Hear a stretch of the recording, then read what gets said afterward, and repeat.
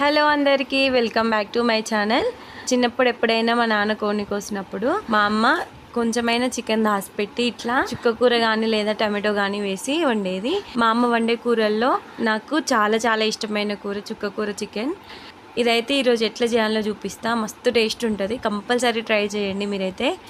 ఈ కర్రీ కోసం అయితే ముందు ఒక గిన్నెను పెట్టుకొని దీనిలో కావాల్సినంత ఆయిల్ అయితే వేసుకోవాలి. ఆయిల్ వేసుకున్న తర్వాత ఆయిల్ వేడైన తర్వాత పచ్చిమిర్చి అలాగే ఉల్లిపాయలు ఒక 2 అలాగే కొద్దిగా పుదీనాను వేసుకొని మంచిగా కలర్ వచ్చేలాగా ఫ్రై చేసుకోవాలి. ఇట్లా కలర్ వచ్చిన తర్వాత అల్లం వెల్లుల్లి పేస్ట్ వేసుకొని పచ్చివాసన పోయేదాకా ఫ్రై చేసుకోవాలి. తర్వాత కొద్దిగా పసుపు కూడా వేసుకొని ఫ్రై చేసుకున్న తర్వాత ముందుగా కడిగి పెట్టుకున్నటువంటి 1/2 kg దాకా చికెన్ని వేసుకొని చికెన్ నుంచి బయటకు వచ్చిన వాటర్ అంతా ఇంకిపోయేదాకా ఇట్లా ఉడికించుకోవాలి.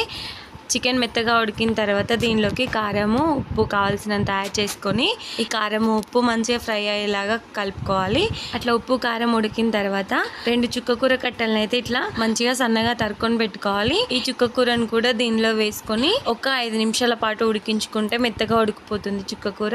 అంతే, మన టేస్టీ చుక్కకూర కర్రీ అనేది రెడీ అయిపోతుంది. దీనిలోకి ఫైనల్ గా కొద్దిగా సాల్ట్ అయితే చూసుకొని తర్వాత గరం మసాలా కొద్దిగా కొత్తిమీర వేసుకొని దించుకుంటే మన టేస్టీ చుక్కకూర చికెన్ రెడీ.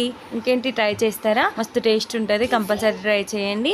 ఫుల్ వీడియో కోసం అయితే నా ఛానల్ నేమ్ కింద ఉంటుంది, చూసేయండి. అలాగే నా ఛానల్ని ఎవరైనా సబ్స్క్రైబ్ చేసుకోకపోతే please subscribe. Thank you for watching. Bye bye.